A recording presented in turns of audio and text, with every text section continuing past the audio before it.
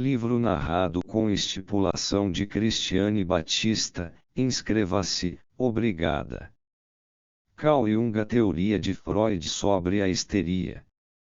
Resposta à crítica de Aschaffenburg.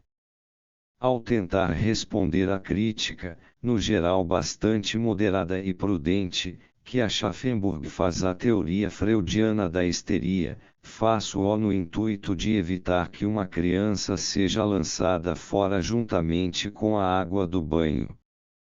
É verdade que Aschaffenburg nunca afirma que a importância de Freud se esgota com a teoria da histeria. Entretanto, o público médico, incluídos os psiquiatras, conhece Freud sobretudo por este lado, daí a facilidade com que uma crítica negativa pode denegrir os outros méritos científicos de Freud. Gostaria de observar desde logo, que minha resposta não se dirige contra a pessoa de Aschaffenburg, mas contra a orientação geral, os pontos de vista e desejos expressos na conferência de Aschaffenburg. A crítica de Aschaffenburg se limita exclusivamente ao papel que a sexualidade desempenha na gênese das psiconeuroses, segundo a opinião de Freud. Sua crítica não atinge de forma alguma a psicologia de Freud, ou seja, a psicologia dos sonhos, do xiste e das perturbações do pensamento comum, provocadas pelas constelações dos sentimentos, só parcialmente atinge a psicologia da sexualidade, das determinantes dos sintomas histéricos e do método da psicanálise. Em todos estes campos, Freud possui méritos singulares que só podem ser postos em dúvida por aqueles que se deram ao trabalho de analisar experimentalmente o curso de suas ideias. Quando falo em mérito, não quero dizer que subscrevo incondicionalmente todos os teoremas de Freud. Mas um de seus méritos e não menores foi o de levantar problemas geniais. Nem mesmo um adversário incondicional de Freud pode negar este mérito. Para não me alongar sem necessidade, abstenho-me de discutir aqueles pontos não mencionados pela crítica de Aschaffenburg, e me limito exclusivamente ao que é objeto de contestação. Freud afirma que a raiz da maioria das psiconeuroses se encontra num trauma sexual. Esta afirmação é absurda. Aschaffenburg se posiciona no ponto de vista, hoje quase universalmente aceito, de que a histeria é um mal de natureza psicógena. A histeria, por conseguinte, tem suas raízes na psique. Seria desnecessário afirmar expressamente que um dos componentes mais essenciais da psique é a sexualidade, um componente cuja extensão e importância ainda ignoramos inteiramente, dada a insuficiência de nossa psicologia empírica. Sabemos apenas que a sexualidade pode ser encontrada em toda parte. Existirá, porventura, outro fator psíquico, outro impulso básico, além da fome e seus derivados, de igual importância para a psicologia humana? Não saberia apontar nenhum. É evidente que um componente tão amplo e tão importante da psique humana produza um número respectivamente grande de conflitos de sentimentos e ébalos afetivos, e, uma olhada na vida real, de forma nenhuma desmente isto. A concepção de Freud tem, de antemão, um alto grau de probabilidade em seu favor, uma vez que atribui a histeria antes de tudo a conflitos de natureza psicossexual. O que dizer da opinião pessoal de Freud de que toda histeria é redutível à sexualidade? Freud não estudou todos os tipos de histeria do mundo. Sua afirmação está sujeita às limitações gerais de axiomas empíricos. Freud confirmou seu ponto de vista apenas nos casos que observou e que constituem parcela infinitamente pequena de todos os tipos de histeria. É concebível, pois, que haja uma ou mais formas de histeria que Freud nunca tenha observado. Por fim, é também possível que o material de Freud tenha se tornado, de certa maneira, unilateral, dentro da constelação de seus escritos. Poderíamos modificar a afirmação de Freud evidentemente com sua anuência da seguinte maneira: uma série de casos de histeria, por enquanto extremamente grande, tem sua origem na sexualidade. Alguém já demonstrou que isto não é verdade. Pelo termo demonstrar, entendo naturalmente que se utilize o método psicanalítico de Freud, e não apenas um exame rigoroso do paciente, vindo a afirmar em seguida que é impossível demonstrar algo sexual. Evidentemente, uma demonstração desse último tipo não pode dar em nada. Do contrário, deveríamos dar razão também àquele que examina um preparado de bactérias com uma lente e depois afirma que não encontrou nenhuma bactéria. O emprego do método psicanalítico é, logicamente, conditio sine qua non. A objeção de Aschaffenburg de que nada de sexual existe na histeria traumática em si e de que esta se origina de outros traumas bem claros, parece pertinente. Mas os limites da histeria traumática são muito elásticos, como vemos nos exemplos de Aschaffenburg, como a queda do vaso de flores provocando paralisia nas cordas vocais. Assim, inúmeros outros casos de histeria se incluem na histeria traumática. De fato, quantas vezes um pequeno susto gera um novo sintoma? Mas certamente nem o próprio Aschaffenburg acreditava existir alguém tão ingênuo que procurasse a causa do sintoma apenas no pequeno afeto. A conclusão mais imediata é que um tal caso já era histérico de há muito.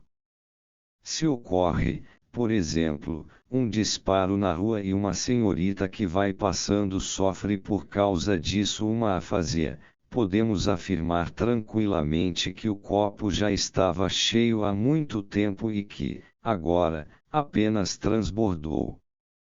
Para demonstrar isto não há necessidade de técnica especial. Estes casos e uma série infinda de outros da mesma natureza nada provam, portanto, contra Freud. Com os traumas físicos e a histeria da aposentadoria, Rentenhisterie, talvez seja diferente. Aqui, onde o trauma e a perspectiva afetiva confluem no dinheiro, surge uma situação sentimental que mostra a erupção de uma forma específica de histeria bastante compreensível. Nestes casos, a concepção de Freud talvez não seja válida. Na falta de outras experiências, inclino-me a aceitar este ponto de vista. Quem, no entanto, pretende ser plenamente justo e científico, deverá provar antes de mais nada que uma constelação sexual jamais preparou o caminho da histeria, ou seja, que a psicanálise nestes casos não leva a nada. Em suma, a objeção relativa à histeria traumática demonstra, quando muito, que nem todos os casos de histeria são de origem sexual. Mas isto não anula a afirmação de Freud, modificada acima. Não existe outro meio de refutar essa tese senão aplicando o método psicanalítico. Quem não o empregar, jamais refutará Freud. Seria preciso provar, com o método que ele desenvolveu, que na histeria encontramos coisas bem diferentes do sexual, e que este método é inteiramente inadequado para pôr a descoberto qualquer material psíquico íntimo. Neste caso, teria Schaffenburg condições de fundamentar a sua crítica. Ouvimos falar de tentativas e de experiências, mas nunca ouvimos dizer que o próprio crítico tenha empregado o método várias vezes e note bem o tenha utilizado com segurança. Ele nos apresenta uma série de exemplos, aliás bem estranhos, de interpretações de Freud, que, certamente, desconcertam o leitor desprevenido. É verdade que ele chama a atenção para a pouca validade das citações, tomadas fora do contexto. Não creio que haja exagero em acentuar, eu também, que o contexto é tudo, precisamente em se tratando de coisas de psicologia. Estas interpretações de Freud são o resultado de inúmeras experiências e conclusões. Se apresentarmos apenas esses resultados, sem as premissas psicológicas, eles se tornam incompreensíveis. Ao afirmar que estas interpretações são arbitrárias e que outras são igualmente possíveis, ou que nada existe de verdadeiro por trás dos fatos em questão, a Schaffenburg deveria provar, com suas próprias análises, que estas e outras coisas semelhantes podem ser interpretadas de maneira totalmente diversa. Assim o problema estaria resolvido e todos lhe ficaríamos gratos pela solução. Igualmente simples é a questão do esquecimento em Freud das ações sintomáticas que a Schaffenburg relega para o domínio da mística. Estes fenômenos são muito frequentes e nos deparamos com eles quase diariamente. Por isto não é exigir demais que o crítico nos mostre, através de exemplos práticos, que tais fenômenos devem ser atribuídos a origem bem diversa. O experimento de associações lhe fornecerá material em profusão para isto. E assim faria um trabalho criativo pelo qual seria impossível agradecer o bastante. Tão logo a Schaffenburg satisfaça estas exigências, isto é, apresente psicanálises com resultados totalmente diferentes, acreditaremos em sua crítica e poderemos abrir a discussão sobre a doutrina de Freud. Até lá, a sua crítica permanece no vácuo. A Schaffenburg afirma que o método psicanalítico é autossugestão, tanto por parte do médico como do paciente.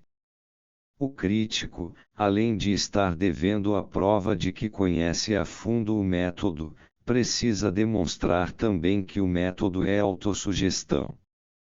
Há muito venho demonstrando, em meus trabalhos, que o experimento de associações, criado por mim, oferece em princípio os mesmos resultados que o método psicanalítico, da mesma forma que a psicanálise, a rigor, nada mais é que um experimento de associações, como o próprio a Schaffenburg reconhece em sua crítica. É falsa a afirmação de que só utilizei o experimento em um caso. Já me servi dele muitas vezes com esta finalidade, como se pode concluir das inúmeras referências contidas em meus escritos, bem como nos trabalhos de Reclin, publicados há algum tempo. A Schaffenburg pode comprovar experimentalmente minhas afirmações, bem como as de Freud, na medida em que estas coincidem com as minhas. Deste modo ele obteria as bases exatas da psicanálise. Os experimentos nada têm a ver com autossugestão. Isto se torna manifesto quando os aplicamos ao diagnóstico experimental dos fatos. Grande, porém, é o passo que medeia entre o experimento de associações, em si já bastante complicado, e a psicanálise como um todo. Mas com um estudo meticuloso do experimento de associações, cujo conhecimento o próprio a Schaffenburg contribuiu consideravelmente, podemos adquirir preciosas informações que nos serão utilíssimas no exercício da análise. Pelo menos comigo foi isto que aconteceu. Só depois de se passar por este aprendizado laborioso e fatigante é que podemos, com algum direito, nos abalançar ao exame da doutrina de Freud como autossugestão. Então nos tornaremos mais benévolos e mais compreensivos ao julgar o estilo um tanto apodítico de Freud. Aprenderemos a entender como é extremamente difícil descrever coisas tão sutis e tão refinadas da psicologia. A exposição escrita jamais será capaz de reproduzir, mesmo de forma aproximada, e muito menos de recompor a realidade da psicanálise, de modo a atuar convincente e diretamente sobre o leitor. A primeira leitura dos escritos de Freud, ocorreu comigo o que acontece com todo mundo, colocar pontos de interrogação no texto. O mesmo se dará com o que ler pela primeira vez a descrição de meus experimentos de associações. Felizmente, porém, quem quiser pode repetir estes experimentos e constatar por si mesmo aquilo que punha em dúvida. Lamentavelmente não acontece o mesmo com a psicanálise, porque ela pressupõe uma extraordinária combinação de conhecimentos especiais e de rotina psicológica que ninguém possui de forma absoluta, mas que pode ser adquirida até certo grau. Enquanto não soubermos de Aschaffenburg se ele possui esta experiência prática, não podemos levar a sério a acusação de autossugestão e de interpretação arbitrária. Aschaffenburg acha que a exploração das representações sexuais é imoral em muitos casos. Esta questão é bastante sutil, pois todas as vezes que a moral se imiscui na ciência, só podemos colocar fé contra fé. Examinemos, em primeiro lugar, a questão pelo lado prático: a explicação sexual é nociva em qualquer circunstância ou não? É impossível dar uma resposta genérica, pois tantos são os casos afirmativos quanto negativos. Aqui só a individualidade pode decidir. Muitas pessoas suportam certas verdades, outras não. Qualquer neurologista competente levará isto em consideração. Neste caso, a padronização é particularmente condenável. Abstraindo do fato de que a explicação sexual não causa prejuízo algum a certos pacientes, há muitos que não precisam ser forçados a abordar o tema, mas prontamente orientam a análise para este ponto. Por último, há casos, participei de mais de um, que não podemos acompanhar devidamente, enquanto não submetermos as ligações sexuais a uma revisão cuidadosa, aliás com os melhores resultados nos casos que conheço. Parece-me indiscutível, pois, que existem muitos casos em que a descrição dos fatos sexuais não traz nenhum dano aos pacientes, mas antes benefícios diretos. Por outro lado, porém, não hesito em confessar que existem casos em que a explicação sexual traz mais danos do que benefícios. Confia-se à habilidade individual do médico a tarefa de identificar semelhantes casos. Os pontos de vista superiores da moral resultam facilmente de esquema por demais detestável, e por isso sua aplicação prática parece inoportuna a priori. No que se refere à ação terapêutica da psicanálise, o caráter científico da doutrina da histeria e do método analítico não é afetado pelo resultado terapêutico obtido. Tenho, por ora, a convicção de que a psicanálise de Freud é uma das terapias possíveis e que ela foi mais eficiente em determinados casos do que outras terapias. No que se refere aos resultados científicos da psicanálise, ninguém precisa se assustar com as aparentes monstruosidades, isto é, com citações impressionantes.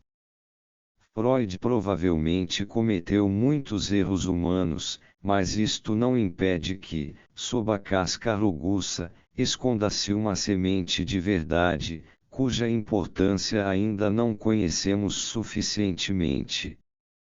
Raras vezes uma grande verdade chegou à luz sem os acessórios da fantasia.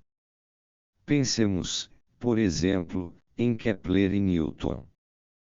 Por último, gostaria de fazer veemente protesto contra o ponto de vista de Spielmeyer, que gostaríamos de condenar o quanto possível. Quando alguém ataca uma teoria cujas bases experimentais nunca examinou, ou quando acusa caluniosamente como não científicos os que se dão ao trabalho de pesquisar e tentar, coloca em perigo a liberdade de investigação.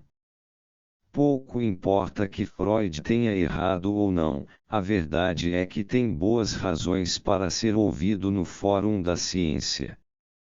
A justiça exige que examinemos as afirmações de Freud. Mas arrasar e depois esquecer não se coaduna com a dignidade de uma ciência imparcial e sem preconceitos. Resumindo, diríamos: ainda não ficou provado que a teoria de Freud sobre a histeria seja errada em todos os casos. É lógico que só poderá fazer esta comprovação quem dominar o método psicanalítico. Não está provado que a psicanálise conduza a resultados diferentes dos de Freud. Não se provou ainda que a psicanálise está baseada em princípios falhos e que simplesmente não se presta à compreensão dos sintomas histéricos.